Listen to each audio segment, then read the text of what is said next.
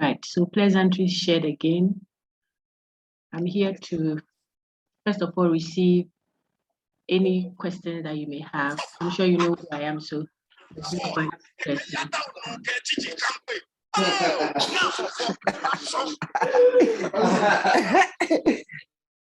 So we are going to take questions, if you have any, so far, on everything, content, pedagogy, general questions still related to the course, but specifically not on content per se, at which you need clarity on. Since we still got some few of you joining us late, I want to give that opportunity. So any questions, any clarity you seek, let me address them first. I have opened the interim assessment to those who joined us later. So if you have already taken it, you wouldn't be able to try and take it again. And because of that, I have restricted the release of results. You will still have the 2 attempts. So if you have used both 2 attempts, then you won't be able to try to give a response again. But if you use just 1 attempt, I mean, the 2 attempts were given, so just in case you encountered a challenge, technical one or network one, then you would have the opportunity to make an amend. Okay. So the point is no one gets an advantage over another person. So far as everything is the same, the extension is just so that those who came in late, some had registered but were not enrolled on Sakai. Some were enrolled on Sakai, they just didn't know. And all the buts and the ifs. This is the 4th week. So we have given that opportunity of an extension for the interim assessment just this morning, because it counts for 30 marks. The assignment 1, which was feedback from you, also counts for 10 on definitions. And then there is a forum. I'm looking at the feedback, started grading. I don't know if some of you have seen your feedback yet for the forum. The others have restricted the feedback so that you can be a little bit more focused. When all is done, I release all at once. I haven't given another opportunity for the forum yet. I may have to set up a new forum question. It is for those who missed it. If you try to repeat what you have already done, I mean, the opportunity is given for makeup, and someone who already has a submission, attempt the new one. Whatever score you get for the new one is the one that we catch in the system. So you don't come telling me respectfully that I did the first one, I got 9, doc. The second one I got 6. So please keep the first one. No. Okay, there are opportunities being given to others who for some reason came in late. So we don't want you to abuse that and make it look as if you tried 2 or 3 times. I'm grading the current semester. When I say I'm grading, of course, on behalf of my colleagues, but I'm looking at it, and students just, not generally, but one of you, just let integrity be your mark. That's all. Okay. So those are the few comments I want to make. I'll consider reopening the forum for students that joined us. For your exam, I'm still reflecting on how we should go about it, given that you have different timetables and you are 200 and 300, not a big number. We'll see, I'll compare with academic affairs. But if the previous is anything to go by, then you should be planning to come on site and come and work by Sakai. And our paper, I said, if the previous is anything, that was what happened. You should have a fair idea about that now. I think the course outlines or outlines that to you for you. So you come on site, use our computing systems at the UGCS, work within an hour, answer short answers, and then multiple choice. I think the multiple choice for the group then was 30, and then the short answers were 10, but each counted for 2 marks. So 2 times 10, 20, they add the 30, and that should give you the 50. You do all of that in an hour. So the details on the course outline are there. You should be guided by that. We said you give arguments, you you would examine argument for validity, invalidity, soundness. You would identify causal reasoning, and where there is an incorrect reasoning, you can prompt on that. You would identify what is wrong with the cause and effect reasoning. So that is somewhere around unit 7, 9. And if you are engaging the lecture videos and the slides that are given to you, I think that you should do just so fine. Okay, you know by now that there is a fallacy of causal reasoning called post hoc, ergo propter hoc. You see confusing cause with effect. You would be seeing ignoring a common underlying cause and all that. So our weekly sessions together with myself, your lecturer, and the coordinator of the course UGRC150, the weekly sessions are to take questions that you may have, clarity that you seek. Since I am one, I have also included 3 TAs who are doing a good job. You cannot tell. They post the link, they keep reminding you. You have 3 different tutorial groups for a class of just about 250 or so of you. That is so much attention we are giving to you, because we can understand that you are doing other courses at 200 and 300. Even the composition of the class is a bit varied. And so we are going all out to make it liberal and easy relatively for you. You should also do your part. So weekly, we'll identify the unit, and you would want to know which unit by looking at the course outline.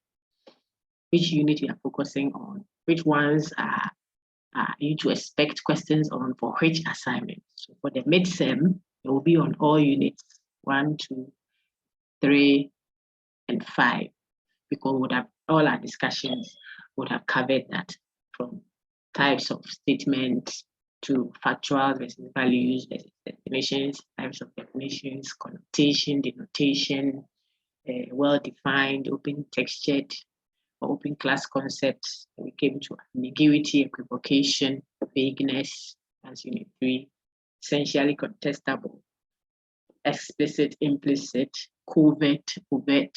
All those terms, I'm sure you are familiar with them. If you are doing your work, then unit 5, various connotations of the word law.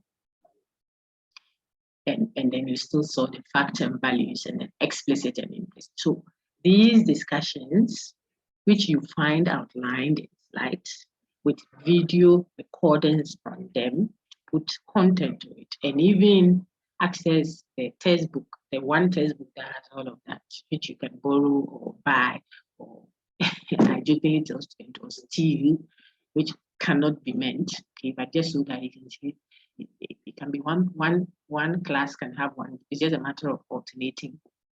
If you even need to get to the book at all, you are so lucky. I think you have all the recordings done. Play and play again. You have access to the channel, so you engage them and then deal with the questions. I've seen the performance so far. It looks very fine for me. You haven't seen it, but I see all the feedbacks for the I especially, which is multiple choice, and so system marked. So right after you finish, the feedback comes, the mark that you have earned comes, and I can see when I release the results, you all can see your performance. I think it's okay, very okay. For the short answers, the following and the assignment I give you, they are human marked, and I'm doing the marking myself. It's not a big number, so I'm able to do that. So you should receive feedback as soon as all are done. I'll release those also. You do your over 50 performance so far in the course. Since we have had some extensions, and we intend to also open the forum, perhaps after our discussion, to mop up the few who joined late, get feedback from them. Because of that, hopefully by next Monday, you will have your mark over 50. You can work it yourself and know that the first 50 of our assessment over 100, I, Nancy, have earned maybe 42 out of 50, or I've earned 50 over 50, or 41. I can total, it's just you work the math. Or if you have also managed to do 3 over 50, which I doubt, but I mean, it's a choice, and we'll respect your freedom of choice.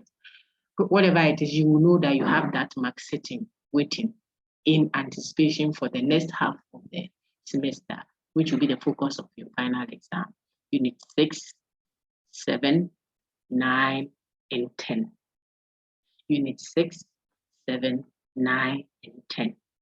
Why am I highlighting that? So that when you are studying, you study as guided by what I'm saying, because some will never look at the course outline. It tells you all that I'm saying. So I'm repeating it to help you. The videos on the channel are described, they have description on them. When you go into the UGRC150 playlist, you look at the lecture content after your IA. If you have done all the previous assignments, which will focus on units 1, 2, 3, and 5, if you are done, then the next half of your study should focus on units 6, 7, 9, and 10, because those are the ones you will expect for the final exam. For the 50, you won't be seeing unit 1 to 5 questions in the exam. That's how you learn strategically. So if you are busily studying units 1, 2, 3, and 5 after you've done all the assessment, continuous assessment, you are wasting time. You may know so much that you won't see those in your final exam. So that was a prompt to the class. The second half, I repeat that, of your assessment over 100. The second half is the next 50% that you should work towards will be on units 6, 7, 9, and 10. There are video recordings of that over there. The textbook is clearly outlined also there.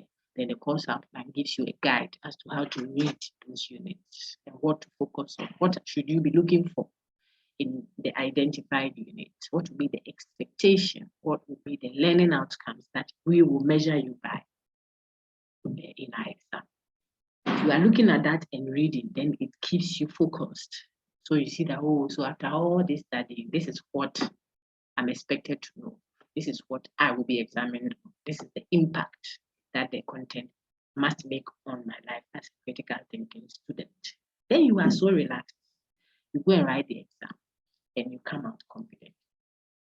Finally, as she mentioned also, at the first half of our assessment, you would see are what? Assessments for learning. They are assessments that aid your learning. That's why there's no stress at all about it. Some of them are even open book. Look at the forum. You can pause and go and come and read around and discuss with a colleague and all that. That's not a problem. It's not a cheating of the system at all. It is a mode of assessment meant to assess you, for you to learn. So we reward your effort at wanting to learn the content so that those activities aid your reading, your studying. They help you, we reward you for that. Okay. The second half, which is your exam, will not necessarily assess you for you to learn. It will assess you of what you have learned. So it is an assessment of your learning. That's a bit more difficult. You expect that you show us that you have learned. Okay. It's also the second half, so you are guided. What was the other thing? I think I've said all that needs to be said pedagogy-wise and then assessment-wise. So we can now move. If you have any questions still on the first units that cover the 50% of your assessment, it's a good time to put your hand up. I'll address them. If not, then I'll take questions on unit 6. Deduction. Anybody, please? Is there any question? I see Abigail Poma, I see Bernard, I see Abigail Ankoma. Is there any question? Okay, so on the screen, you see deduction versus induction. Then my details, there you see my WhatsApp contact, you see my email address. Make it available all the time. In unit 6, I'm sure you would have seen the video lecture. So look on this screen and let me know if, or has anybody engaged unit 6 yet? Let me just ask that so that I know how to engage. Keep your hand up if you have seen anything in unit 6. Yeah, you have attempted it right after your interim assessment, you have looked at the 6th unit. Good, Silas. Any other person, please? Any other person attempted? You have just played the video for Unit 6 or looked at the textbook or engaged content on Unit 6, deduction and induction? Nobody. We have 2 weeks to finish the semester, and you'll be examined on them. So please make that effort so that when we meet like this, it will be healthy. Otherwise, when we meet, it will be another talking at you throughout the session. And for you to get an extra, video that you have to go and play, which is almost repetitive of what has already been uploaded for you. So I would wish that you would make the effort and enjoy the Tadaba kind of treatment we have given you, and make your grades quietly and silently, and go confidently on to your next content. Okay. So I would just it means then that whatever we discuss need not be recorded and uploaded, because I haven't even seen the other one. So it will just be an extra recording. What should you know? Look on the screen now, please, respectfully. The Unit 6 is a technical unit. You can play around with it. Otherwise, you won't be able to answer the exam questions. And we will keep to the standardized exam questions that were given to everyone. This is the same year, same semester. So they are likely going to repeat. When I say repeat, the relatively engaging exam questions that the first semester, the first cohort used. I think it was the same for first semester. So the short, they are exam questions. They will test your understanding of deduction, induction, and etc. and all the other things I've said for the Unit 6, 7, 9, and 10. So you should know that when I give you a statement, okay, a statement, not an argument yet, I'm talking statement. Statement could be either particular or general. So let's look at some examples. I'm going to give you some examples of particular versus general. Now look at this one on the screen. I need someone to read, so when I get there, someone,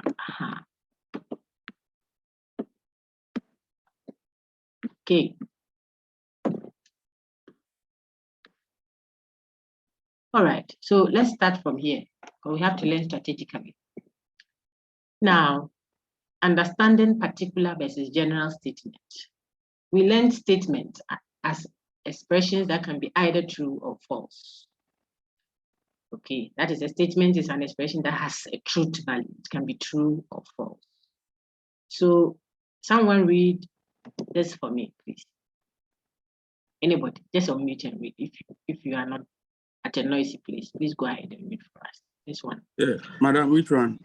I'm highlighting, see that. Can you see my screen? Yes, please. Go ahead, read for me, please. Every statement into bracket proposition. Okay. I'm highlighting the C. Can you read that for me? Don't add the example, just read it. I want to show you something else for this one. Reference class and the attribute class. So you can see it. See, you see my highlighter? See? Yes. Yes, I'm circling something. Read that. In blue. That man is a bully. Very good. Thank you very much. That man is a bully. That man. It is a statement. It can be true or false. That man. So it's a statement. What is the reference class of this statement? I'm using a technical word. When we say reference class or reference, it is just another way of saying subject. The subject of a statement. You know, statements have subject and predicate. So if I say Kofi is a boy, the subject of the statement is Kofi. The predicate is a boy. Now on the screen, I said that man is a bully. What would be the subject of this statement? That man. What would be the predicate? Is a bully. Okay. Logicians would want to use the term reference class instead of saying subject. Why reference? Reference because the question is, what am I referring to? When I say Kofi is a boy, who am I referring to? Oh, I'm referring to Kofi. So reference, and we speak of them in terms of classes. So we say the reference class is Kofi. Now, what am I saying about Kofi? What am I attributing to Kofi? So we say attribute class instead of predicate. So subject predicate for English, reference class, attribute class for logic. Therefore, on this screen now, what our friend read out for us, the expression is that man is a bully. The reference class is that man. The attribute class is a bully. Now, sir, please read the second one for me. I don't know if you can see. I'm highlighting this also. This one. Men are bullies. Very good. That also has a reference class. What I'm referring to men. What am I saying about men? What am I attributing to men? Saying they are bullies. So here again, the thing about reference class and attribute class is playing out. Now, why are we learning reference class and attribute class? Because we want to be able to distinguish. You would need to kindly look at the screen with me, okay, if you can. I suppose we don't have any special student in this set. So keep looking on the screen so you'll understand what I'm doing. I'm teaching you strategically with a lot of experience. So you don't have to do too much work to grasp the unit 6, which is foundational, very technical to your reasoning. I mean, that is the logic proper. The first units we did were just engaging language.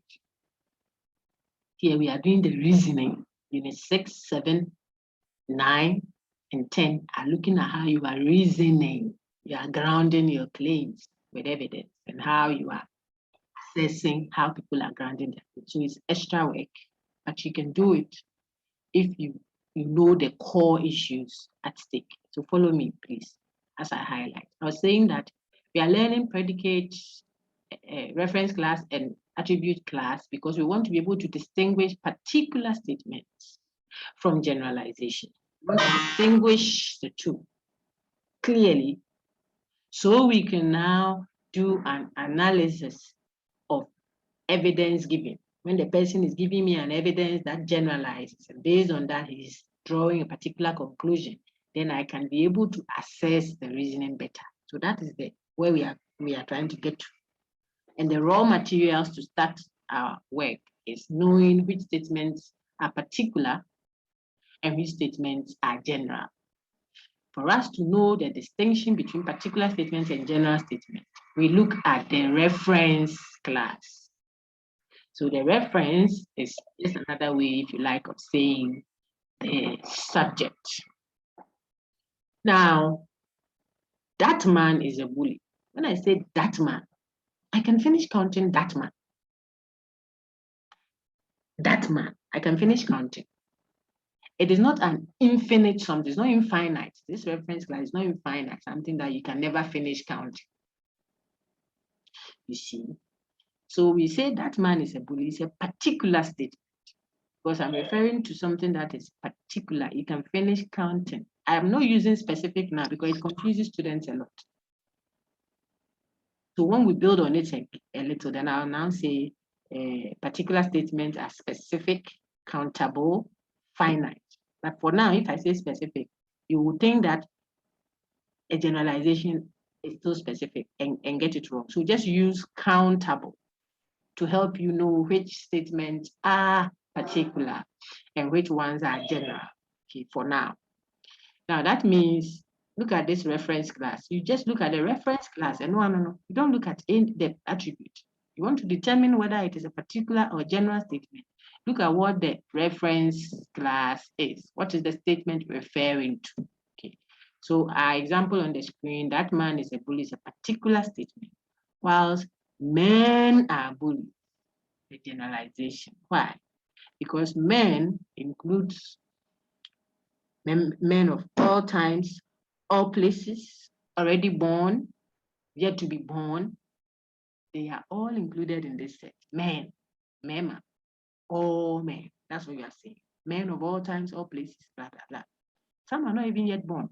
Some will be our great grandchildren's children who will be boys and go to become men. They are all captured in this statement. That is why it is difficult to tell whether the attribute bullies applies to all of them. You won't be able to ever finish counting men. So if you speak this way, it is how the person is speaking, not what, oh, sometimes we say that we don't mean it. Remember lecture 1. Don't come and tell me what I said it, but I didn't mean it. If you didn't mean it, then why should I believe what you're saying now? You will finish the next minute and say you didn't mean that, you didn't mean it. So we have already crossed that bridge. You don't say that politicians are corrupt. And when I say that is a generalization, so I mean, when we say politicians are corrupt, you don't really mean that all of them. But what you are saying is what we are addressing, not what you mean. So say what you mean and mean what you say. So we are back here. Someone says women are cheats. The person just spoke about their mother, who is a woman. And they shouldn't get worked up about that. When a woman says men are not reliable, men used to me hey, men, as for men, that includes their father. If their father is a man there. Because now we have issues with determining father and mother, brother and sister. Okay. So men are bullies is a generalization. General. Okay. Whilst that man is a bully, is a particular statement. And the reason is simply because of the reference class, what that refers to, what the reference, the subject refers to. Countable, particular. Uncountable, infinite, not specific, we say general. Any questions? Keep your hand up if you have a question.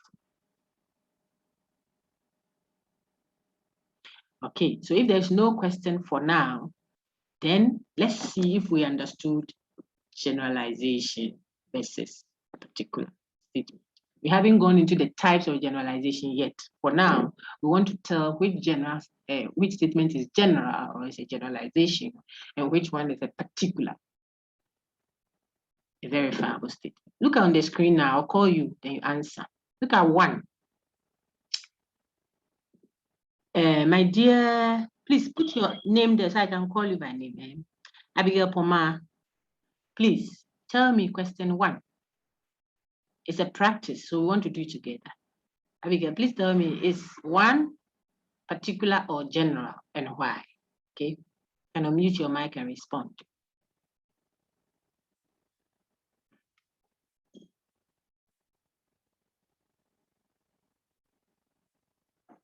Abigail. Madam. Is 1 general or particular? Particular. Why? Very good. Why? What makes it particular? It talks about specific diseases. Okay, through the disease. So if I say the disease, I have a specific, particular disease in mind. The, definite article, the. That is what makes it a particular statement. Very good. 2, Elliot, Menu. Elliot, is 2 general or particular, and why? Don't worry, we are learning. Okay, so I want to hear from you.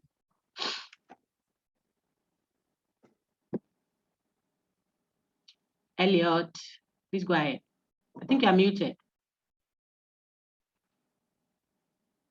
Can we have Frederick Boateng then?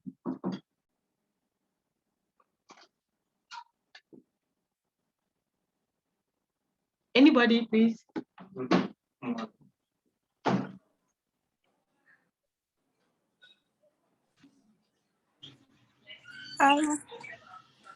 Madam. Go ahead. The question 2 is particular because it says few Ghanaians, so not all Ghanaians, so it's particular. All right. That is not correct, but I wanted us to get there. Then I'll use it to explain something, okay? So, okay, yeah. So the person says, few Ghanaians.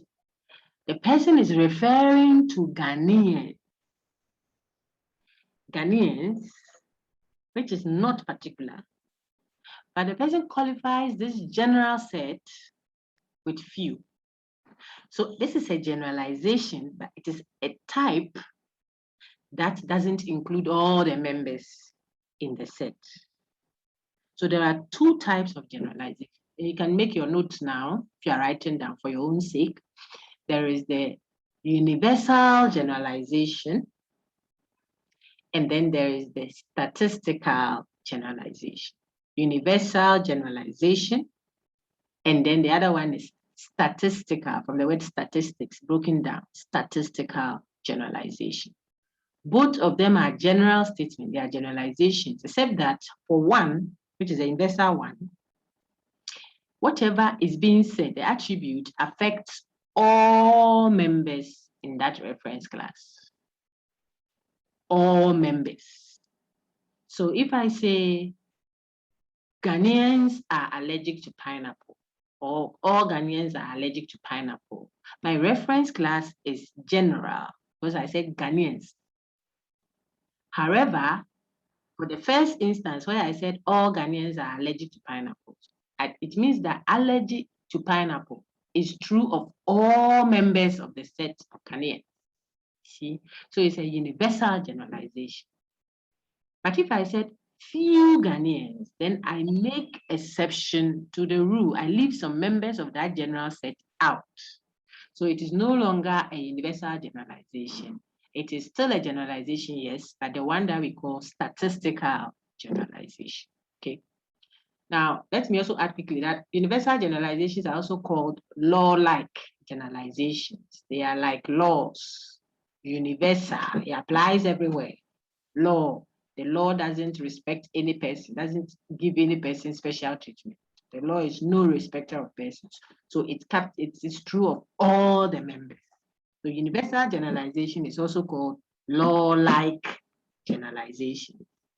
And I said that that type of generalization is the one whose attribute affects every member of the set because of how the person is speaking. While the second type of generalization is the statistical one, where we have a universal set, a general set, yes, but the person has qualified it, has made exception to the set. So it's not every member in that set that is affected by the attribute, even though the set is still general. So we call that one a statistical generalization. And so I've given you some examples to make the point. If I said some Ghanaians are corrupt, that is a generalization because I said Ghanaians. Some Ghanaians are yet to be born. They will be born 100 years to come if Christ doesn't come. Some died 200 million years ago, if there is anything like that. Okay.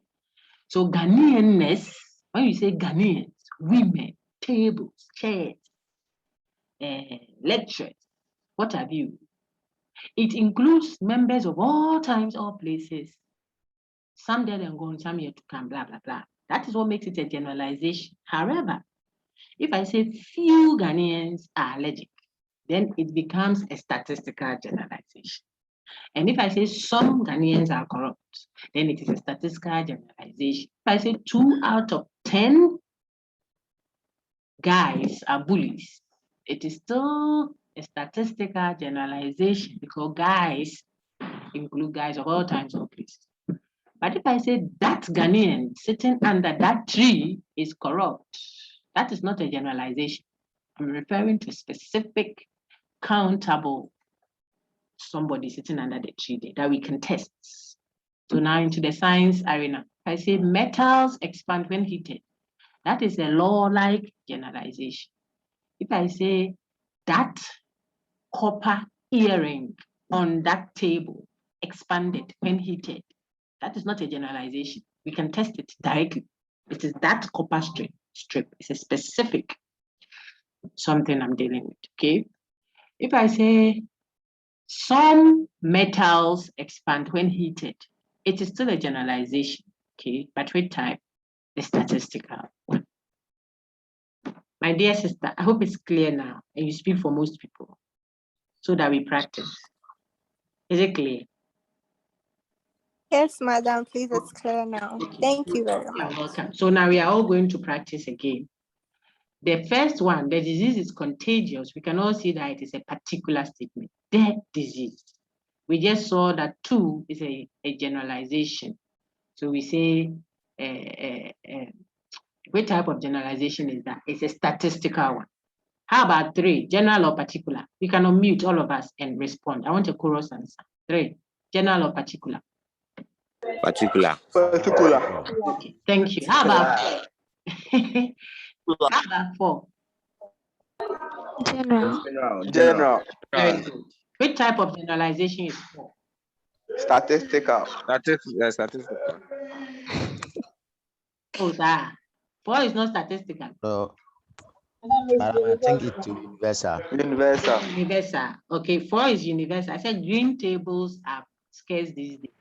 It's just another way of saying all green tables are scarce. Okay. So green tables of all times, all places, those that have been created already, those that I want to create. That's what the person is. Okay, now how about 5? General or particular? Particular. Okay, please, I want the chorus answers, but if you're not sure where you are, then for the sake of others, kindly mute, okay? If your place is quite noisy, then please mute it and join us from a distance. Hey, Raya, place is going to cow, yeah? So 5 is particular. How about 6? General. General. Okay, my dear friends, if you are not seeing why it's general, don't let them bully you to it. All voters prefer a recount of the ballot. That is general. Which type of generalization? 6. Universal. Another name for universal generalization. Law-like. Well done. How about 7? General or particular? Particular. Please, who thinks it's general? I'm referring to 7 now. All the voters interviewed said they will prefer a recount of the ballot. Who thinks it's general? Madam is particular. Okay. Particular. Why? Because of the definite article there. Excellent. Yeah. So this is Very good. So when I say all the voters interviewed said they would prefer a recount of the ballot, don't let the all deceive you. They are critical mind. I'm referring to all the voters. They might be 100 million voters, but they are still counting the voters. This is a testable statement. And the type of testability for this statement is what? I'm introducing something that you need for Unit 7, so don't get distracted. Okay, because I'm teaching you by experience, a lot of it. I need to know. You need it, so listen. This one, even if there are 100 of them, all the voters is something you can directly test. Write it down. Particular statements are described as directly testable. Write it in your notes. Particular statements are directly testable. Particular statements are directly testable.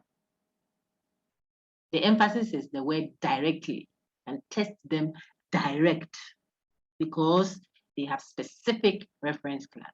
So they are directly testable. That expression, directly testable, can be labeled differently. You can use another word to describe the same thing. Open bracket and write it down. Directly testability, direct testability just means verifiable. So into bracket, they are verifiable. Bracket close, full stop. Then we'll continue. Okay. All I said is particular statements, because of their reference class, being finite, are what? Directly testable, which is another way of saying they are what? Verifiable. So you see that there's a faded, labeling of those statements that are particular. You say they are verifiable, verifiable. Okay. So if you don't see verifiable, you will see directly testable, and you are referring still to what? The particular statement. Okay. Then the generalizations, the general statements, whether universal generalization or statistical generalization, We don't describe a general statement as verifiable. No.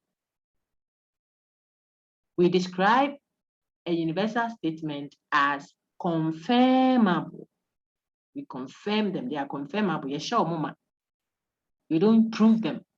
We confirm them. We increase the degree of probability for them. We don't ever prove them with certainty. Why? Because of the nature of the reference class. The thing is, Ghanaians of all times, all places, some of them are not even born yet. How do we determine whether they will be allergic to pineapples or not?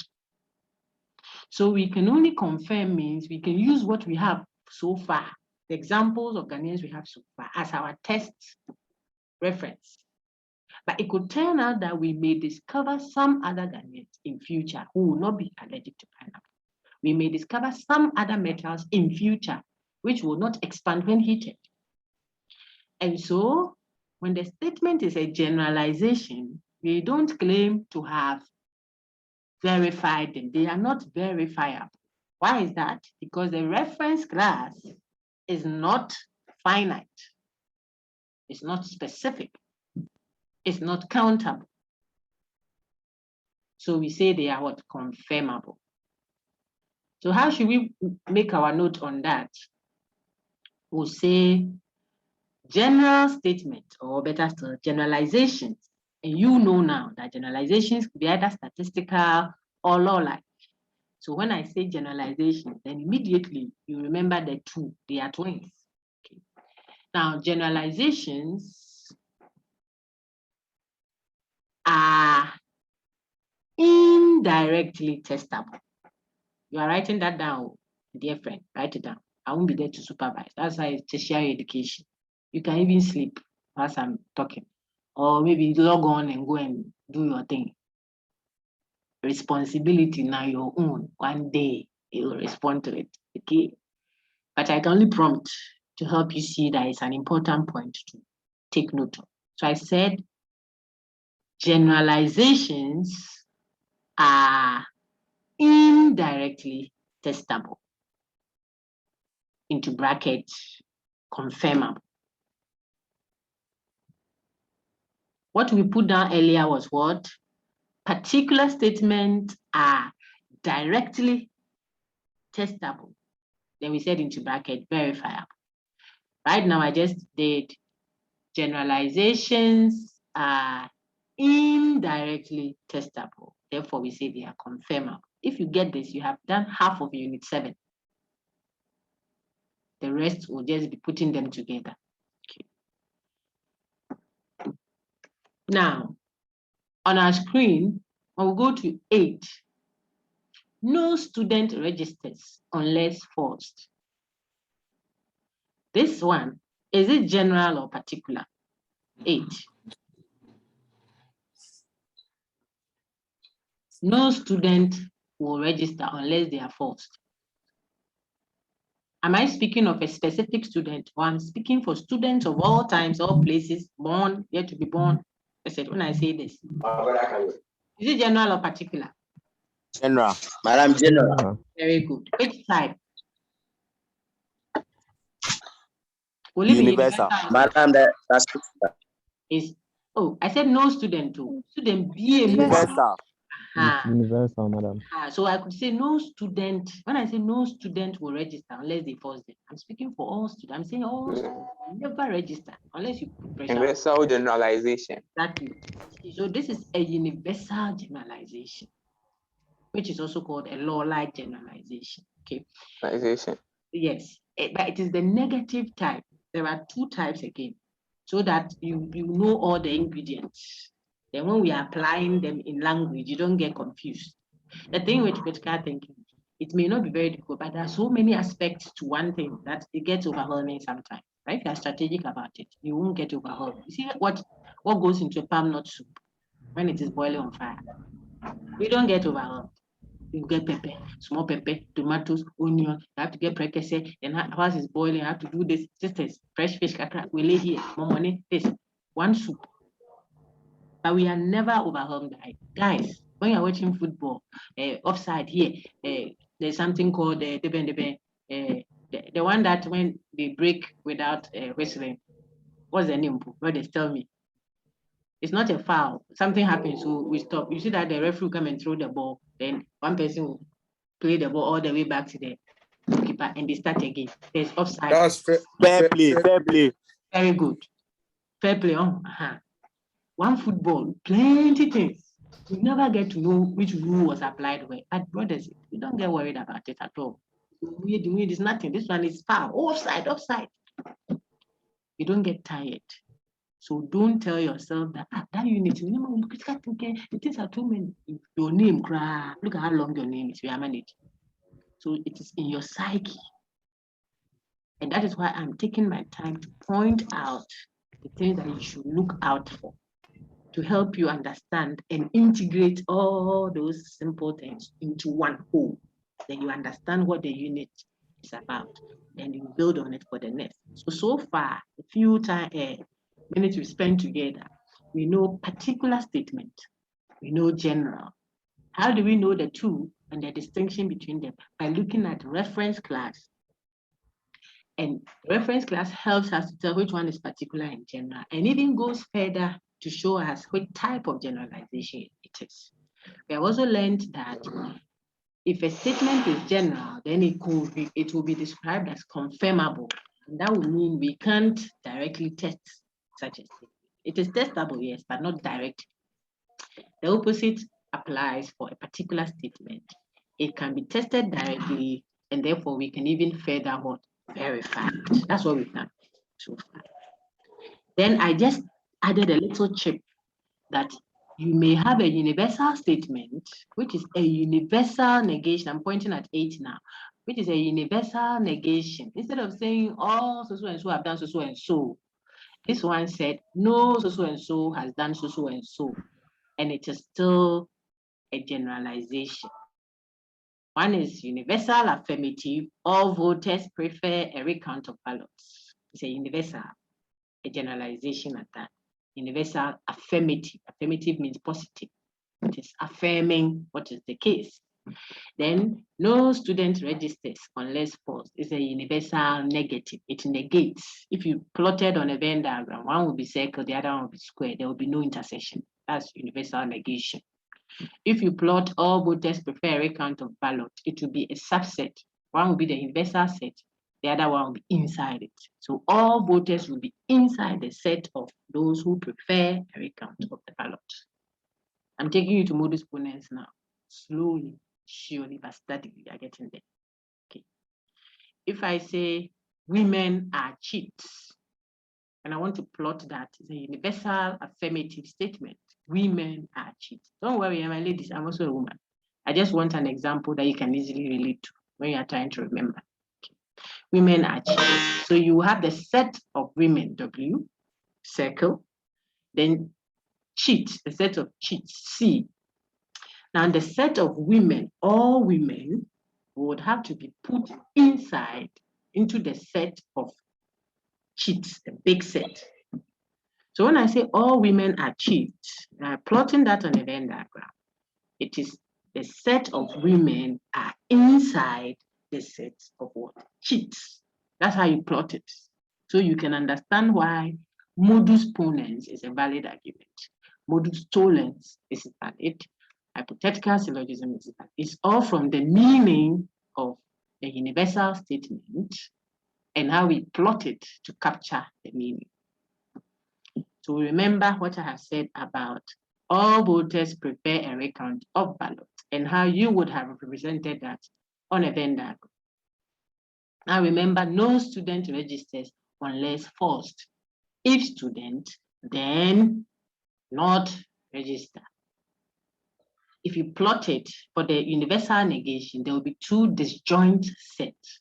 Circle to the left, the set of students, and then square to the right, the set of those who register without force, okay? Then there will be no connection between students and those who register by themselves. It will be disjoint. Roll back, we are coming back to where we are now. So we know particular, general, statistical, universal, also called like. Then we just found affirmative, universal affirmative, and universal negative. I want us to build on it quickly. Look at 9 now. Is that general or particular? All of us. Particular. I mean, Very good. particular. Because of the students, okay? None of the students, look, even you have to read all the way. If I asked you for the reference class for this statement, none of the students in that class. So the reference class is the students in that class. That's the reference, okay? And this one is specific. There is a tricky example in the textbook. It said, all retail stones. I'm coming, there was something, then there's those there. All those who contract the human equivalent of mad cow disease. So let's use COVID. Apologies if you got it. It's just an example. All those who get infected with COVID go to heaven. Let me say something positive. Okay. So all those who get all those who get infected with COVID recover early. All those who get infected with COVID recover early. Full stop. Is that a generalization or a particular statement? Because someone might think there is those, the word those there. So I say it again. All those who get infected with COVID recover early. Full stop. Is this a general statement or a particular one, and why? Put up your hand, please, if you know. All those who get infected with COVID recover early. General or particular? Anyone wants to try, please?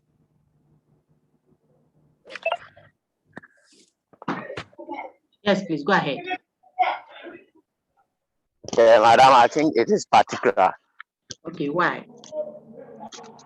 because it's referring to a particular people who infected with the COVID.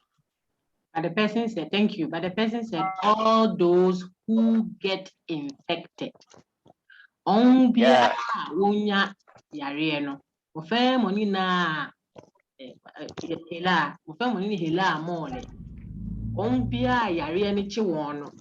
All those who get infected. Is this Madam, madam, all is already there. Is even though it is there, but it is still referring to particular people who infected with the COVID. No, but that's the point. All those who get infected to be biara unya yare. So whoever gets infected, that's what the person is saying. See, that is why it is critical thing. All those general. is general. It's a universal generalization. Listen, let me show you. Just relax. Or it's just like another way of saying all who get infected with COVID will do so and so. It's in your textbook. That one said all those who contract the mad cow disease, so and so and so. Something follows. Okay, that is an everyday tense. Obi biara, obi nya yare no. Mofe money bana oh. Yeah. Remind me, Ga people. Okay. What is sickness in Ga? Hela, thank you. So Hela. Whoever gets the disease. Madam, I'm confused. So You shouldn't. You are not listening to me. I'm just helping you to see so that you don't do English. You do logic. You are not doing English. That's why when I say, could you pass me the checkbook, please? It will come with a question mark, but I'm not asking you a question. You see, so you have to see what the intent, the person is speaking. We are doing the logic of the speech, not the language as in, did they come with a question mark or not? It's the same thing we are doing.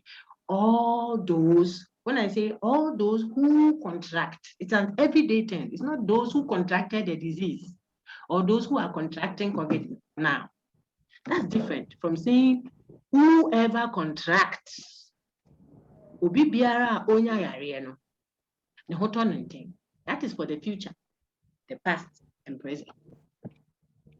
So when you hear that, don't say because I saw those in it.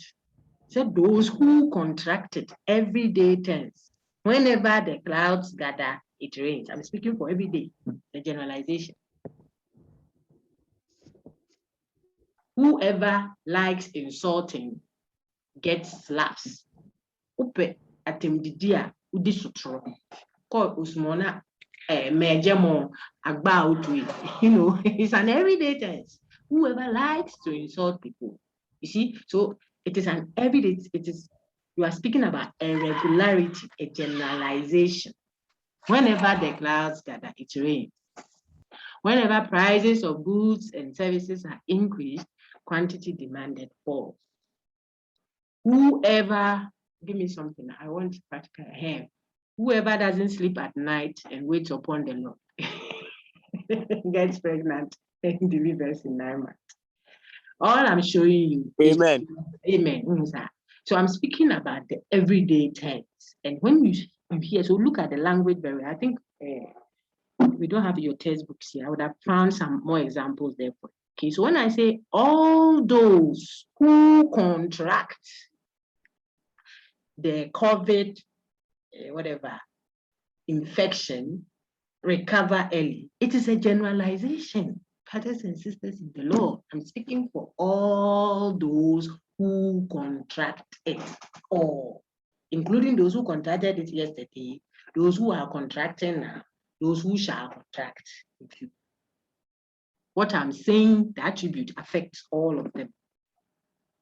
If I say all women who deliver premature babies are something positive, are rich. Don't look at the those and say it's a specific statement. All women who contract so and so, all women who deliver, all the focus is on the reference. What am I referring to? I'm referring to all those who contract COVID.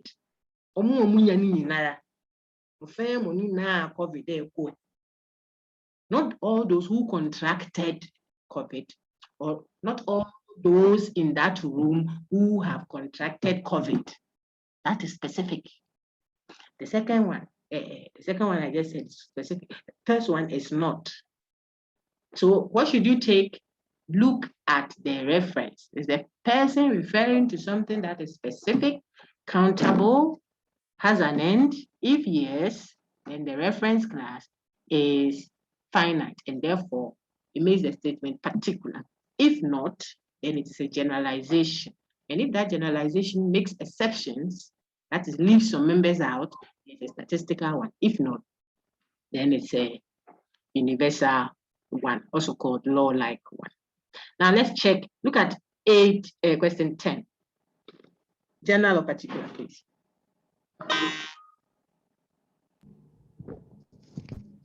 All of us. General. Generalization, very good. Which type of generalization? Statistics. Statistical generalization. Statistical generalization. Very good. Thank you very much. I think somebody put the example here for me. It was from Jewel. Jewel, thank you. Jewel. So that example I was referring to from the textbook says, you were asking me, Jewel, I didn't see your question. No. Madam, please, I have an example here in the textbook and it's confusing, but that's what I just dealt with. So is there a coincidence? 75%, look at 75% of those who contract the human equivalent of mad cow disease. Those who contract it. It means all those who contract it. All those who contracted, 75% of all those who contract. So this is a generalization and it is a statistical. She said, yes, please, I'm okay now, excellent. I didn't even see your chat. I'm now going through the chat, but it's a good coincidence. Okay, someone put, Elliot, I see I'm confused. Is it clear now? The statistical and the... Yes, it is. It's clear now. Okay, I didn't see them there. I'm now going through the chat. Great. Okay, All right, so we can now build steadily and surely. Now, someone look on the screen now. Universals are either affirmative or negative. I've said all of this. I'm just showing you stuff on the screen to help you understand. This thing has to be corrected, this one. So correct it later. This and this. This most Christians and few Ghanaians are not universal statements. They are statistical, do you remember? Yeah, so they shouldn't be here. They have to be edited. I'll edit them. They are statistical generalizations. They are not universal generalizations. Most Ghanaians, most Christians, no. So, but the ones that are straightforward universal statements are that Ghanaians are hospitable. And I'm sure you can see that alcoholics are womanizers. Then see the universal negative. No cat is a dog to have a disjoint set. No goats require vaccination. No man is perfect. Now, I'm going to introduce something else, so get your loins. If I say no man is perfect, and you want to open it out, when I say open it out, I just want you to expose the statement. It is currently merged. You put it together in a way that you can clearly see all its parts. When I say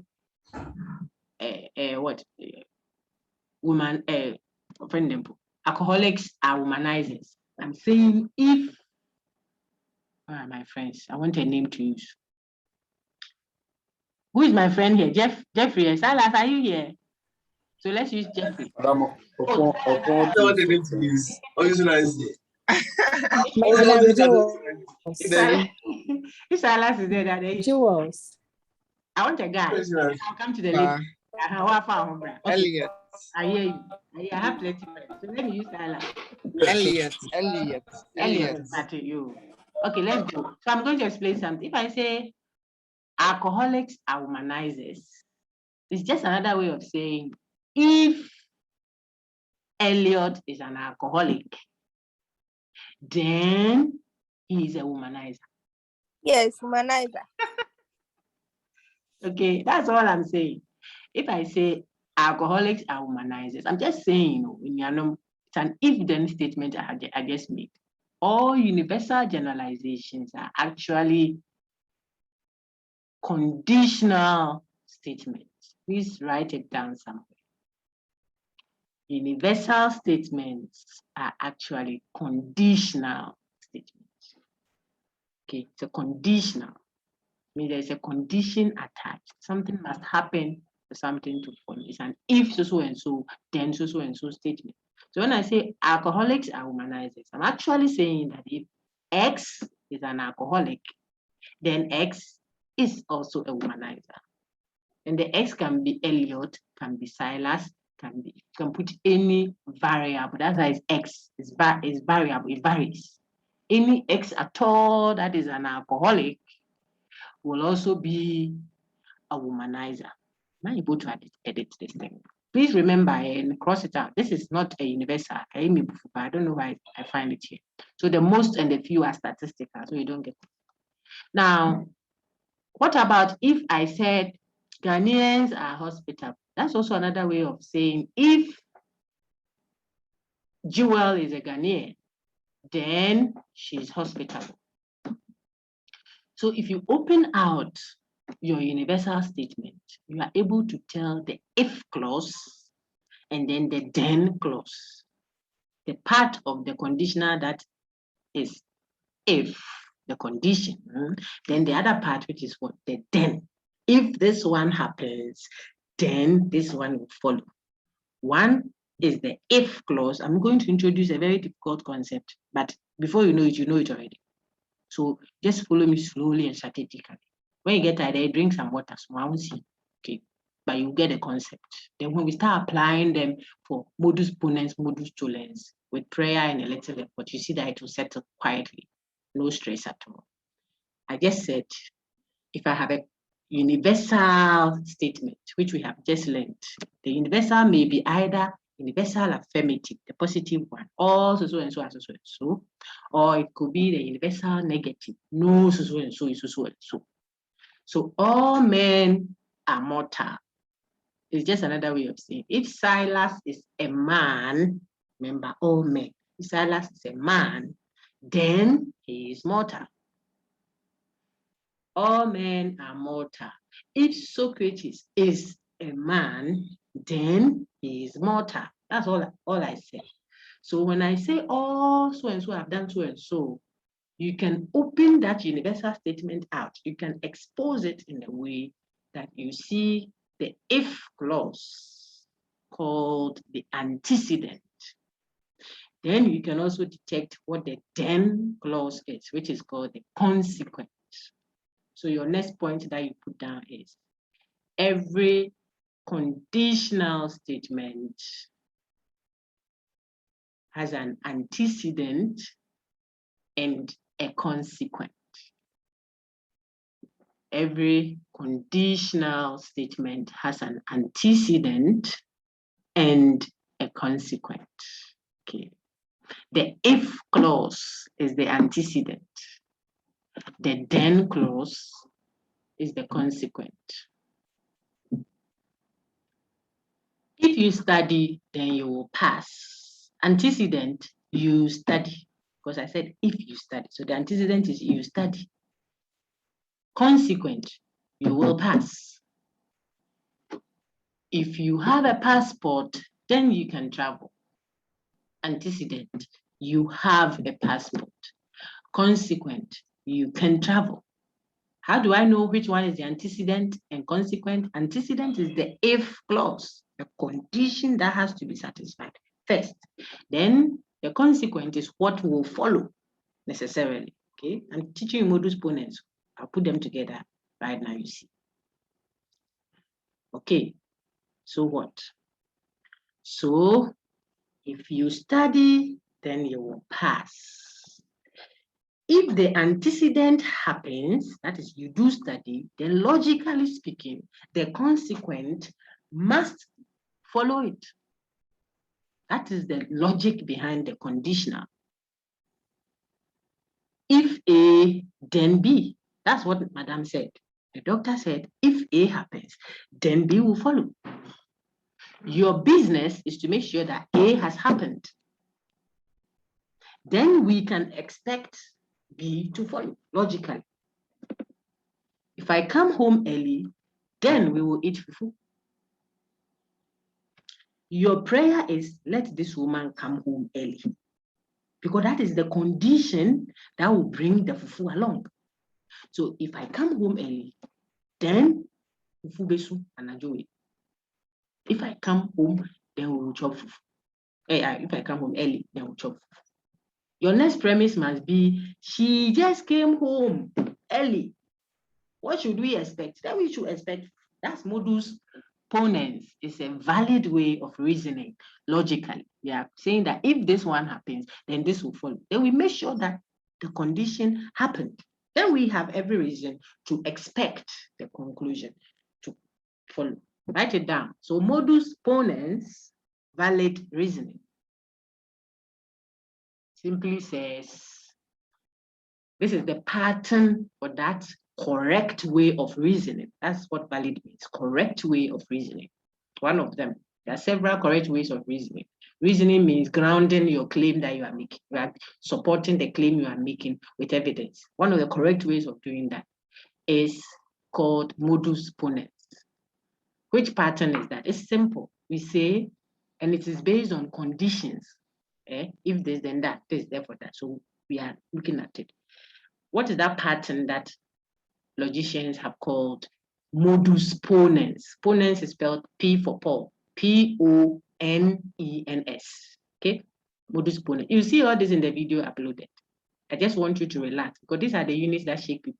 Make them, hey, radical say. So we are also making you feel a bit more relaxed in it and still understand. Okay, modus ponens.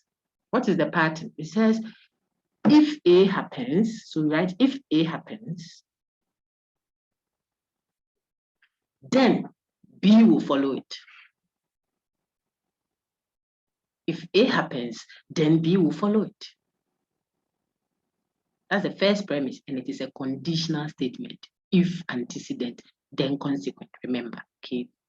Now, when you start with such a conditional, modus ponens valid reasoning says the next thing that we all should expect is what? A does happen. So you establish A, you affirm A. So if A, then B. A happens next. That's what we are doing, affirming A, the antecedent. If A happens, won't B necessarily have to follow? We should expect B to follow. Okay, so if A, then B. A has happened. Therefore, we expect B, full stop. That is modus ponens reasoning. All women are cheats. You see that I'm not saying if woman then cheat. I'm using universals now, but we already know that universals are conditionals in disguise. So they can't trap us, they can't trick us. We are late, Papa. Instead of saying if X is a woman, then she's a cheat, I could say women are cheats. I'm still capturing a conditional. Okay? So women are cheats. That's the first one. Then I add an extra information. I tell you, your lecturer is a woman. What conclusion have I drawn? By modus ponens. All women are cheats. My lecturer is a woman. What conclusion will you draw necessarily? If you have them, respond and let me see. Madam, we are Then cheating. my lecturer is a lecturer cheat. is a cheat. I think I'm going to grade your work. And I wouldn't be my answer. So that is what to expect, given the two premises. All women are cheats. Next premise, my lecturer is a woman. Then the valid expectation. You see, validity is not saying it is actually the case. I'm teaching you that now. It's just saying that what you would expect, given these premises, will be that then she will be like all women. She will be a cheat. Not that she is actually a cheat. Not that it is actually the case by observation. That is not what validity is about. When we say the reasoning is valid, we are not talking about whether it is actually true or actually false. We are saying that if it were so, that all women are cheats, and it were also so that our lecturer is a woman, then it must be true that like all women, then she's also a cheat. So write this note down, make your notes very pointed, point, so you don't have to go and do another long lecture and reading through plenty things before you understand. No. So this is another point. Validity of an argument is not talking about truth. That is whether it is actually true or actually false. No. Validity, valid, V for vulture, validity is not talking about whether what you are saying is actually true or actually false. Full stop. Rather, validity is simply saying that if the premises were true, if the reasons you are offering were true, if the premises were true, then the conclusion must also be true.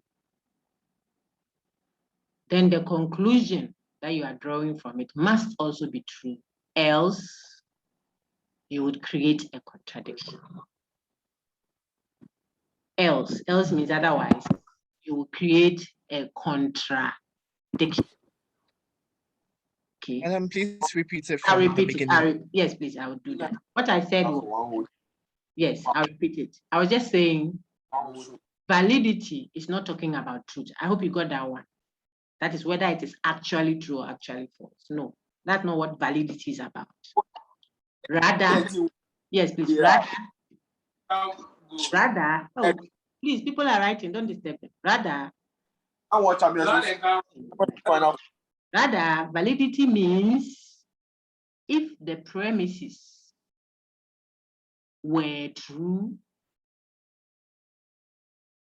then the conclusion must also be true.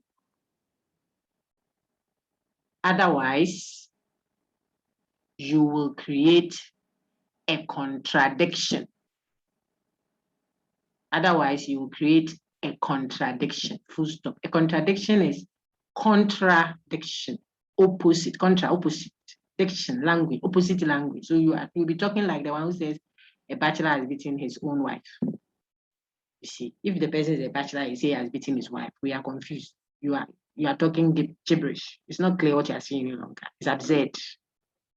for you to say a bachelor has beaten his own wife. So it's a contradiction. If it's a bachelor, he cannot beat his wife. We have gone through that already. Okay.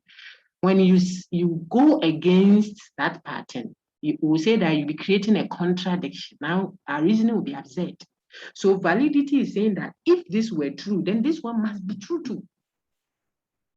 If it were true, doesn't mean it is true. But we say, if it were true, if it were true that all women are cheats, and it is also true that our lecturer is a woman, then you can't accept these two to be true, and you don't want to accept the logical conclusion that follows from that. You see, all women are cheats.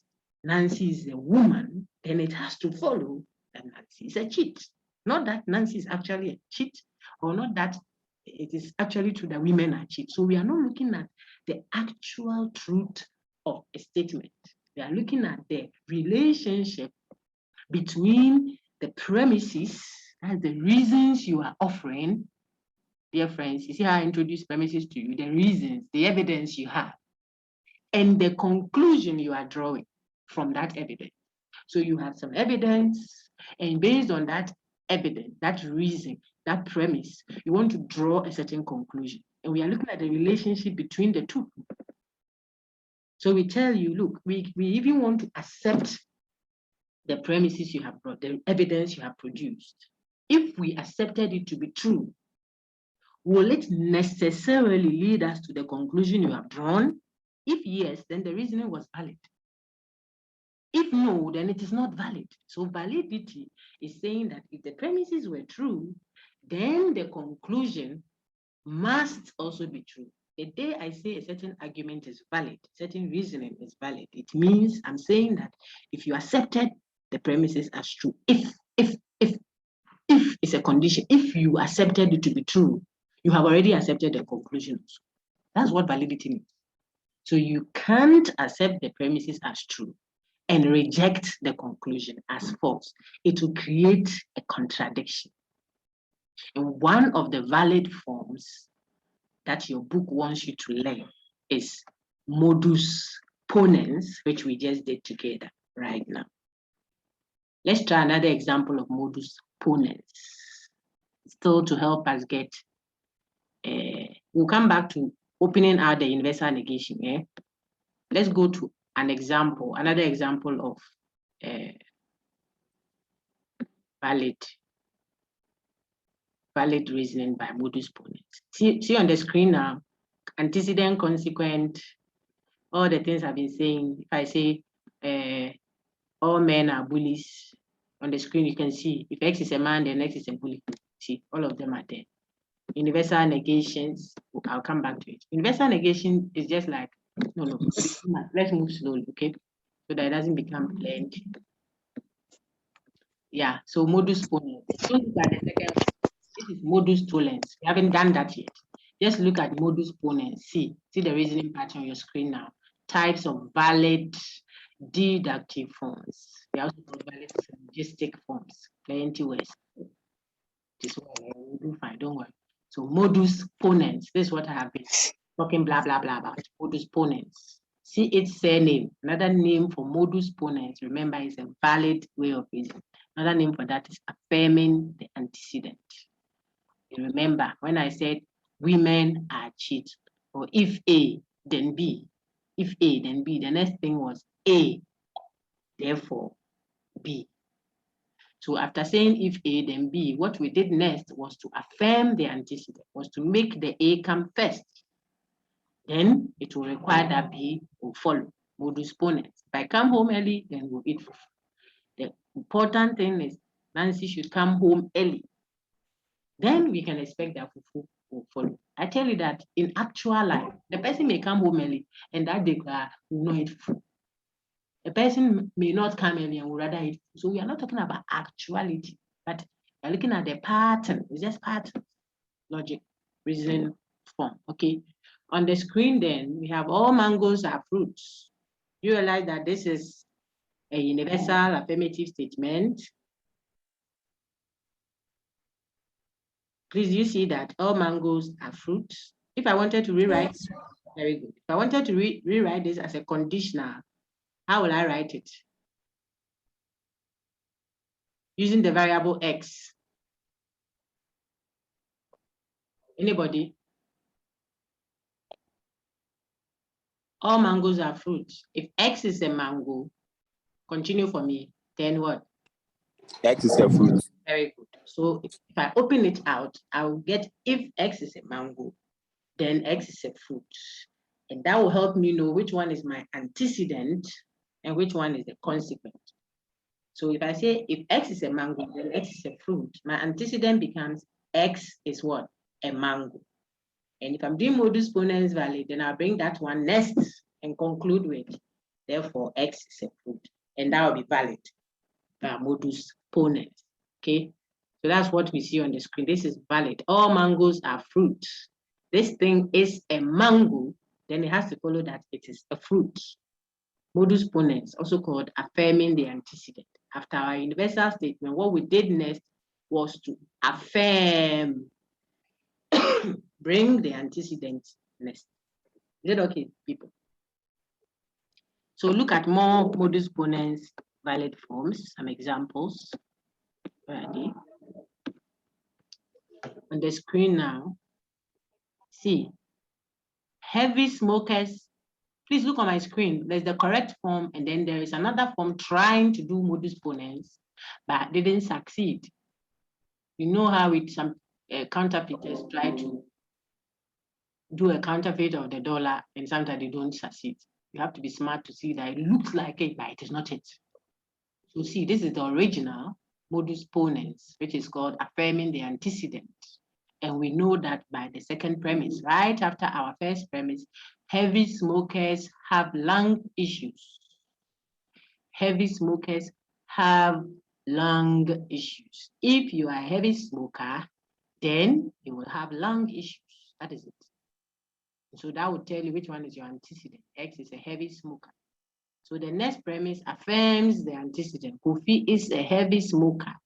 Then he will have lung issues. This is valid. Is it true? Not necessarily. Some have smoked for 70 years. They are stronger than anything in the world.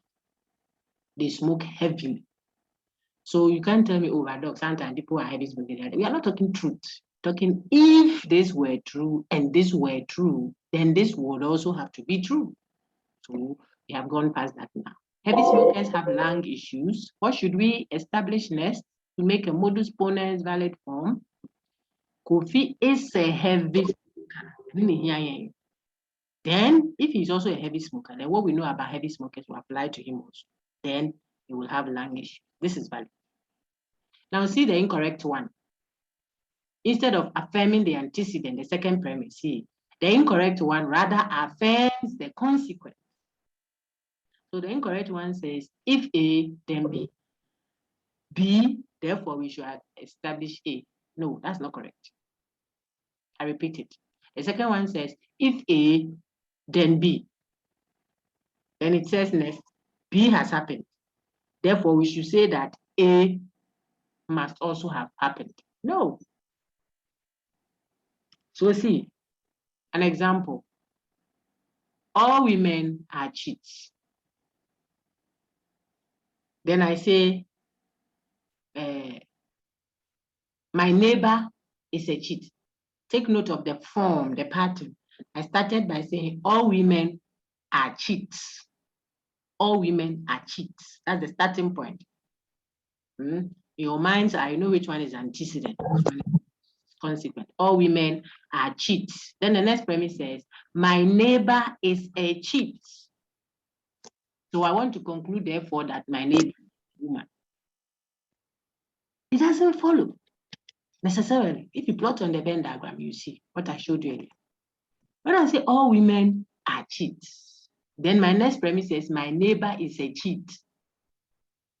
It doesn't necessarily mean, therefore, that my neighbor is a woman. My neighbor could have been a man, because what I've established is the cheat, not the woman. Okay. So if you go and establish the second one, that's the consequent rather, next, you will create an invalid argument, pretending, that argument is pretending to be like modus ponens, but I didn't do it well. So see it well. That's why we put the two together so you can see the difference. The correct one, heavy smokers have lung issues. Kofi is a heavy smoker. Then you can say, so he has lung issues. That's valid.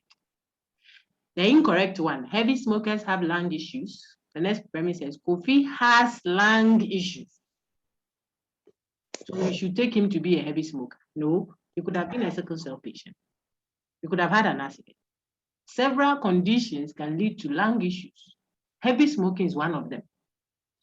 So you can't say that when I see the consequent, I should necessarily assume that the antecedent occurred. No, the other way around. When I see the antecedent, then I can necessarily assume the consequent because one brings about the other. So if antecedent, then consequent. Antecedent has happened, therefore consequent. That is valid. You shouldn't say if antecedent, then consequent. We have the consequence, so we should assume that antecedent came. No, that is called the fallacy of affirming the consequence. It's a fallacy, it is incorrect.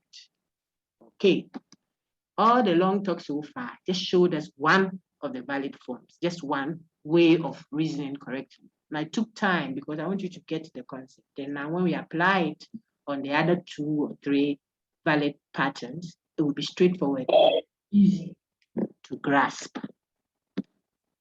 Now, back to universal negation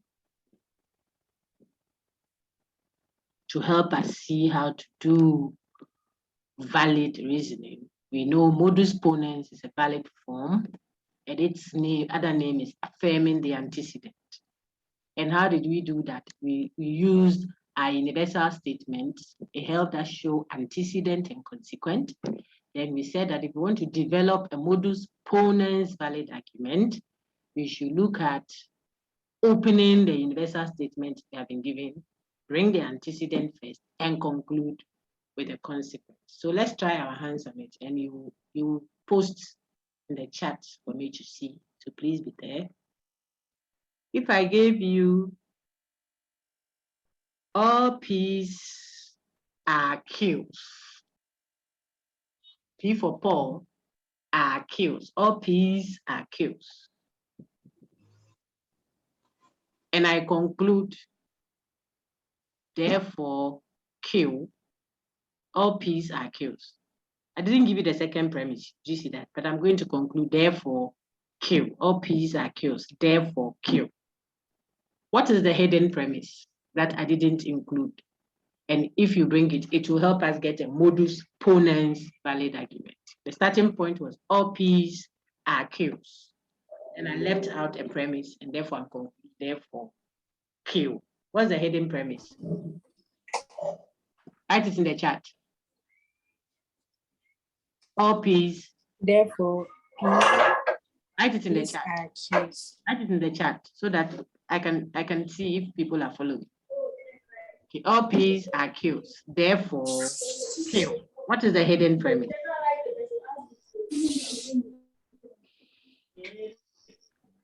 Quick. I've not seen any chat here too. Oh, I'm not reading well. Yes, very good. No, I want only one. No. All P's are Q. S is a what? Okay, let me put flesh because people are not writing it well. I think it's because of the variable. Let's put content there. All women, no women, give me something else. All politicians are corrupt. Let's use that. Apologies if you're a politician.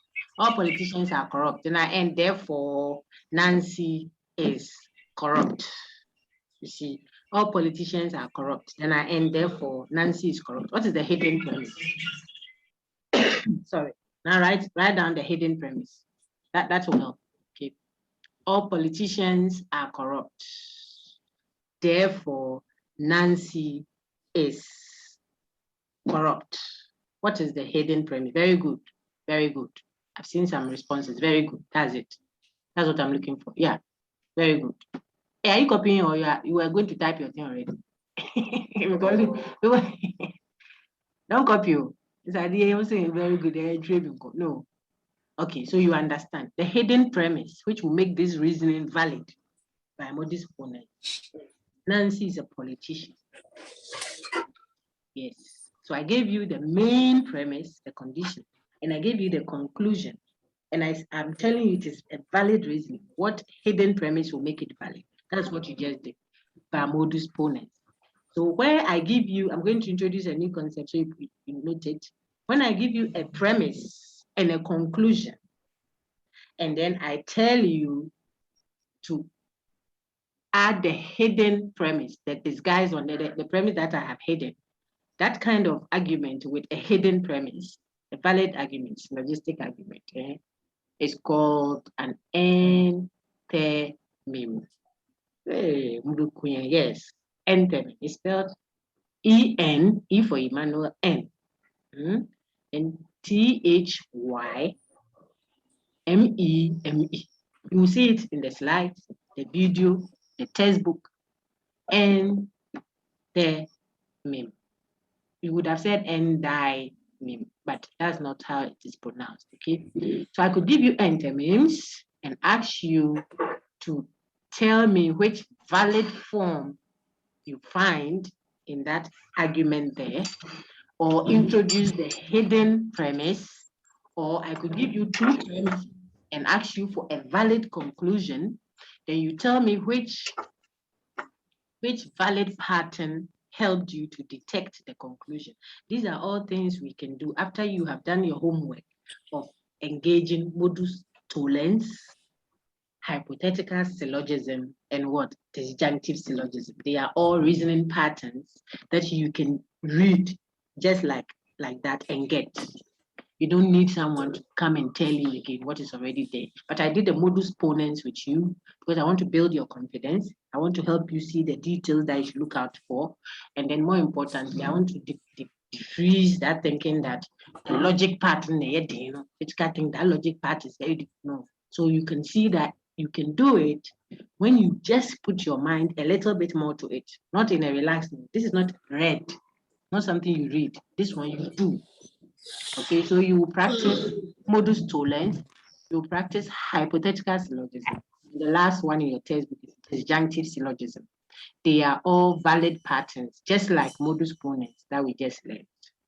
What then is the pattern for these other syllogisms? Why do I call them syllogisms? You have two premises and it will lead you to one conclusion. So it's a three-step reasoning. Okay, a syllogism, modus ponens, modus tollens, hypothetical syllogism, disjunctive syllogism, they are all syllogisms. Why?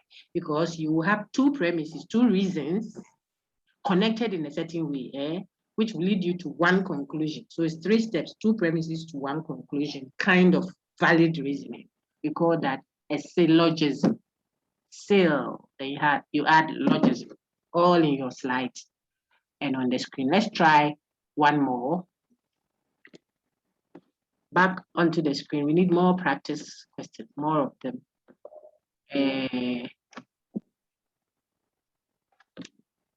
Christians marry young. Christians, with an S, Christians marry young. Let's conclude. Therefore, look at what I said. Christians marry young. And I said, therefore, Atta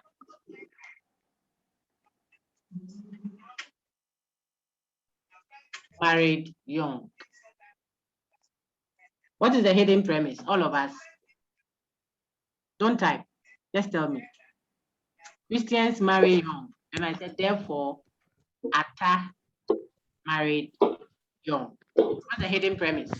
Therefore, Atta is a Christian. Atta is a Christian. Very good. Nelson, I've seen yours as well. Lamino, I've seen yours. Atta is a Christian. But I mean, Atta is a Atta is a Christian. Christian. Very good. I've read all. Very good. Atta is a Christian. Excellent. How did you come by that hidden premise? Was it by divine revelation or some magic? Did you conjure it? No. You just look at the pattern of reasoning. If it is true that all Christians marry young, and I am concluding that Atta married young, Then what is hidden, the step that I have missed, is what? Then Atta is a Christian. Okay, by modus ponens. If I affirm the antecedent that Atta is a Christian, then it has to follow that just like Christian, he marries. Very good. That's modus ponens. So you see how many things you've learned? You've learned entamim. You know how to introduce conclusion given premises. You know how to identify the hidden premise. If you have the main premise and a conclusion, you can tell which type of reasoning it is. You know how to open out the universal statement into conditional, so you can tell its antecedent and consequent. You know, general and particular statement. You can tell the type of generalization. You can even tell if a reasoning is valid or not. And you are able to distinguish validity from truth. You know that if an argument is valid, it doesn't mean necessarily that it is true. Whenever prices of goods and services are increased, quantity demanded decreases. That's my first premise. Whenever prices of goods and services are increased, a constant, quantity demanded decreases. Then the next premise, they have increased the price of water. The valid conclusion by modus ponens so far, that's all we've done so far, is what? Then quantity demanded for water will decrease. This is modus ponens. But my dear friends, in actuality, in actual life, will you start drinking a teaspoon of water because they've increased prices? It's a necessary good. So it might not apply in actual life, but you know the logic of it. So if it were true, that whenever you increase prices of goods, people buy less. And it is also true that the price of water has shot up. Then it is likely, it follows, I shouldn't say it's likely, it follows necessarily that the prices of goods must, the price of water must also decrease. In other words, if the premises are true, then the conclusion must also be true. That, people of the Lord, that is the way to distinguish deduction from induction. So write this, and this one highlighted big. That's the core of Unit 6. All the others are the entrance, what is inside the unit. But the core summary of the unit, Unit 6, is to show you that deduction is not the same as what? Induction. So write it down. Write it boldly. If you have a highlighter, after writing, use it to highlight so you can catch that. There are two ways of reasoning. Write it down. There are two ways of reasoning. That's another way of, there are two types of arguments. There are two ways of reasoning.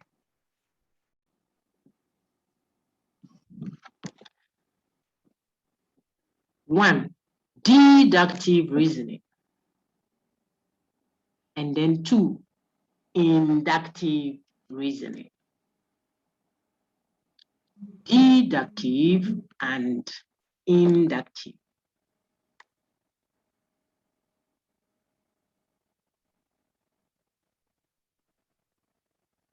The correct way of distinguishing deductive reasoning from inductive reasoning is this. The correct way for distinguishing the two ways of arguing, the two ways of reasoning, the two types of argument, deductive and inductive. This is the correct way of distinguishing the two. What is that correct way? Reasoning is deductive. Reasoning is deductive if its premises, if true, require,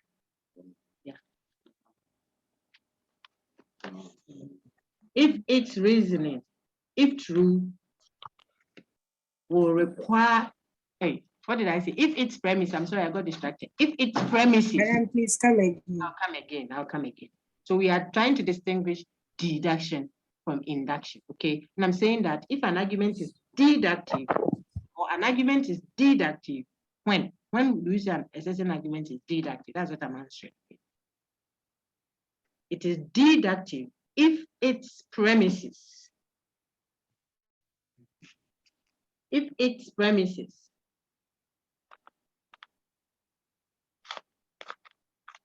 true,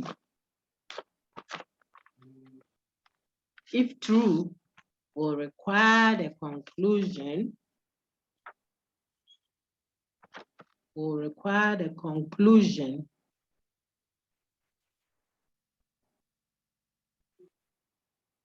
to also be true.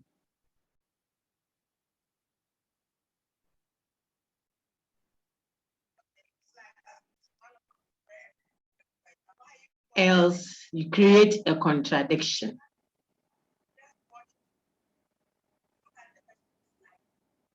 You see, it's the same thing I've said over and over again that I'm repeating. However, please, did you get the deduction? If its premises are true, it will require the conclusion to be true. That's the deduction. Otherwise, you create a contradiction. Okay. While so we are going to induction now, but as for induction, the I1, as for induction,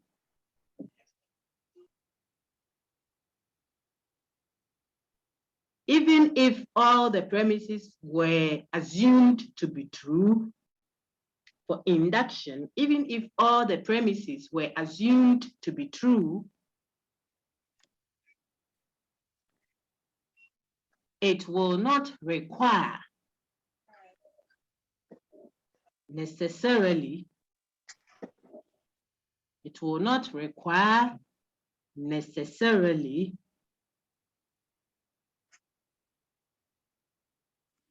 that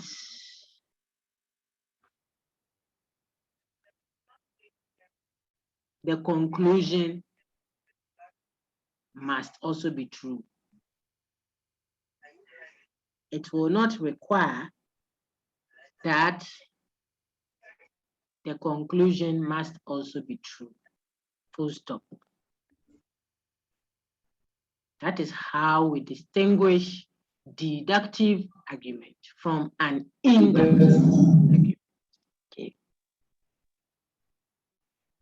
Where if you accept the premises as true, you must also accept the conclusion as true. The reasoning will be called deductive. But where you could accept the premises as true and it doesn't require of you necessarily that you accept the conclusion also as true, we say that reasoning was only inductive. It was induced. You forced the conclusion onto the premise. You didn't take it out of it. You didn't deduce it from it. I always tell my students that think of deductive arguments like a pregnant woman. The premise is the pregnant woman. The conclusion is the baby in the womb. Talking about deduction, where we do modus ponens, tollens, and whatever. Think of it that way. If you accept the pregnant woman, the premise, into your room for deduction or valid deduction, if you accept the pregnant woman into your room, you have already accepted the baby. So you can't say, I want the pregnant woman, who is the premise, in my room, but the baby that is inside the premise, no, I don't want. What are you saying? The baby is inside. If you want the baby to go, you create an abortion before you separate them, because the premise is already pregnant with the conclusion. So if you accept the premises as true, you have already accepted the conclusion also. If you don't want to do that, you want to accept the premises but reject the conclusion, you will create a contradiction. You will not know what you are saying. Okay, that is deduction, if it is validly done. So modus ponens, modus tollens, hypothetical syllogism, and disjunctive syllogism are only four valid patterns that we asked you to study and know in your critical thinking course content. Those of you doing philosophy, you know we are doing something in elements of formal logic, you see. So this one is small trouble. Don't make an issue out of it. Know it, D Baba. If P, then Q. P has happened, Q must follow. That's modus ponens. The false one, which doesn't affirm antecedent, but rather affirms the consequent, to say, if A, then B. B has come, so they want to say, therefore, A. That's not valid. It is pretending to be modus ponens. But instead of affirming the antecedent, it does the wrong thing. It affirms the consequent. You are done. Let me give you a clue to the tollens and hypothetical, and then the disjunctive, and we are done. Now your duty will be to go and preach. Today I did repetition of the content because I want to spark you on. Don't take the second half for granted from unit 6, 7, 9, and 10. You can't put it down and then when you're going to take an eye, you use some 30 minutes to go through. This one, no go fit do them that way. You won't. The first part of the content, declarative, imperative, equivocation, ambiguity, those ones, even with 1 hour revision in the library, playing the video over again, you will be able to do it, I hope. But the second half is technical. Remember, theoretical definitions are not the same as lexical or ostensive one. You're doing the theory, so it's technical. You have to study it and know antecedent, consequent, particular, general, universal negation, and whatever, modus ponens, modus tollens, fallacy of this, fallacy of that. We are getting there. So you have to engage the content. And that one is the exam. And I told you, exam is an exam. I hope a word to the wise is it's an exam. Respectfully. Nothing is a joke, but the exam will examine you. So apart from modus ponens, tollens also starts with a conditional. I'm just sparking you off, then you can go and enjoy the rest on your own. I'm checking to see if I can make another extra time to add to what you have already, plus your TAs. But your TAs are very good, so you can seek all the help you can from them. There are 3 of them. You don't need to be restricted to any specific group. TA Isaac Johnson, TA Benisa Benyega, and TA Agnes. Is it Agnes? Yes, I think so. There are 3 of them I asked to assist you. They are all available to help you anytime. But don't go and ask them to teach you the whole show. They are not supposed to conduct a lecture. They are supposed to help you understand the knots that have become too tight. Help you untie them. Then you can still continue. Okay.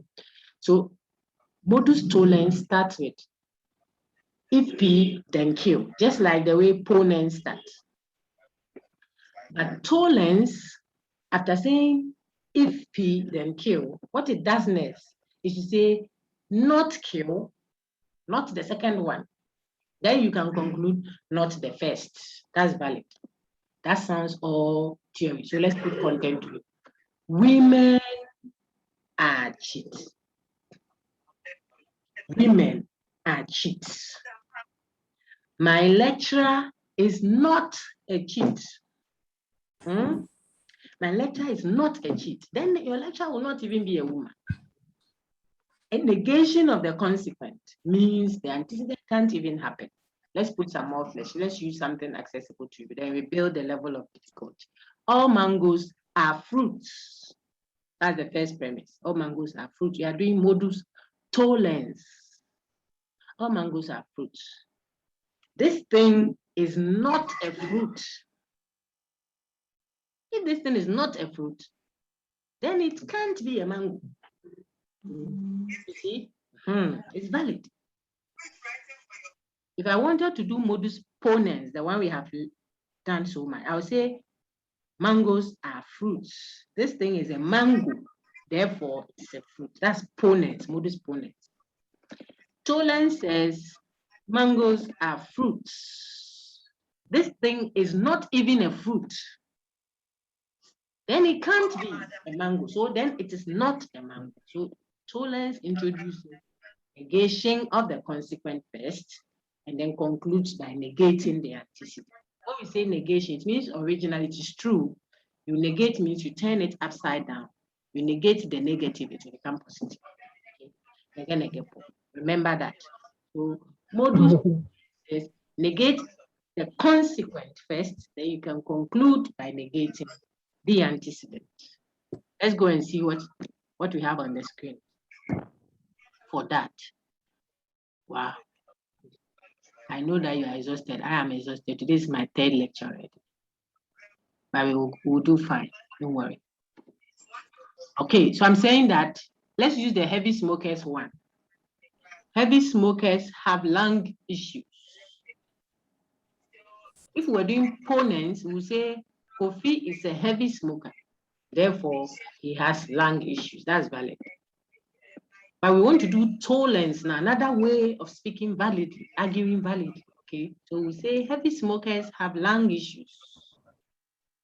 Kofi does not have lung issues, not consequent. You see, Therefore, he's not a heavy smoker. therefore, we can conclude then he's not a heavy smoker. A heavy smoker. That is also valid, but it is not modus ponens, it is modus tollens, where we start from the consequent first, and then we conclude rather with the antecedent and negate both in that instance. Madam, Yes, my dear. so can we say that with the modus tollens, there's always a not? It depends on the original. You negate. So if the original was negative, then double, when you negate the negation to become positive. You see, that's I don't want to teach you. Again, you become. So if originally, if you do not have a passport, then you cannot travel. This is what I have given you. If you do not have a passport, then you cannot travel. If I want to do tollens, I'll say you can travel. Therefore, you have a passport. Tollens. Let's do it together. Everyone write it down. If you do not have a passport, then you cannot travel. You see that our original statement has not in the antecedent and not in the consequent. I said negation means you turn the original upside down. So if original is negative, it becomes positive. If original is positive, it becomes negative. So we want to negate our consequent first and conclude by negating our antecedent. If you do not have a passport, then you cannot travel. What is our consequence? Cannot travel. Very good. So we are going to negate that. It will become what? You can travel. That will be the next thing we write down. See? And we conclude by our antecedent, also negated. And our original statement was already negative. So we conclude with our antecedent. The most important thing is to see that for modus tollens, we, after our conditional statement, we bring the consequent rather next and conclude with our antecedent. You see literacy. You see, we bring the reverse rather first. But because we are doing that, we negate it. So it's like saying you were first from the bottom, telling your student that you were first from the bottom. That should tell you that you were last. So it is also valid. Let's see if we can contrast the two. I think we really have to end. I have a third lecture. The students are already coming. So let me just say this. Compare the two. Let's use this formula, this expression. If you study hard, then you will pass. Let's do modus ponens first, using Kofi. If you study hard, then you will pass. Ponens valid form. What will be the next premise? All of us.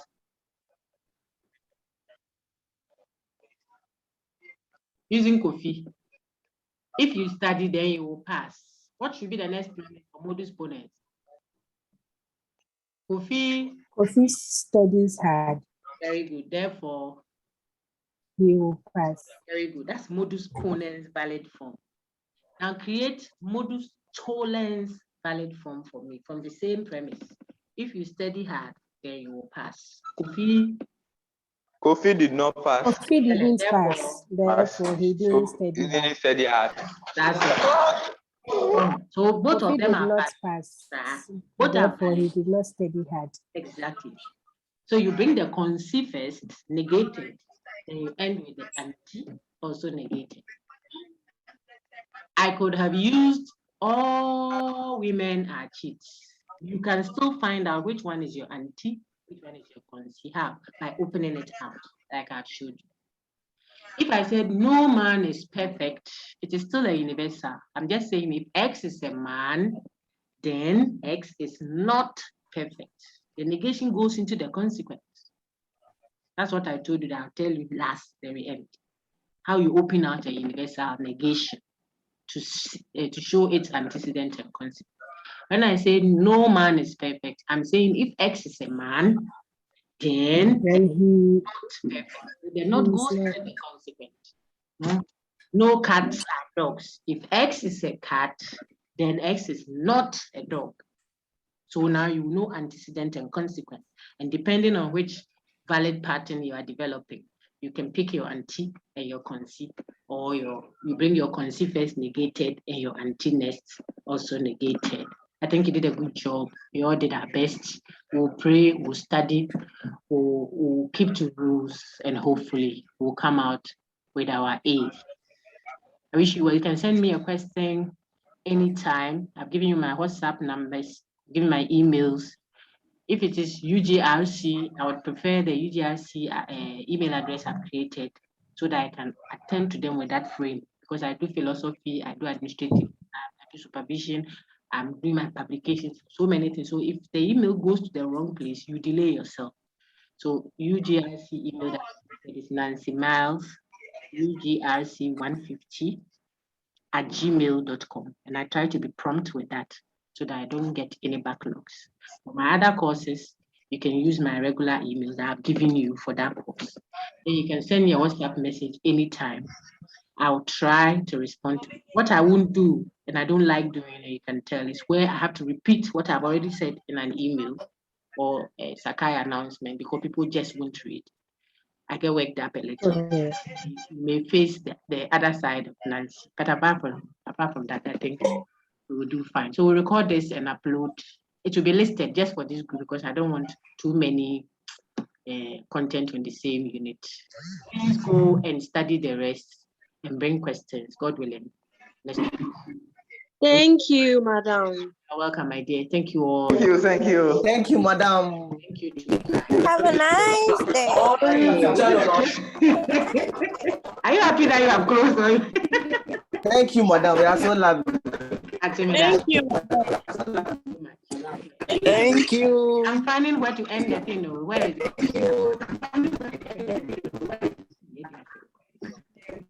Where is it? Okay.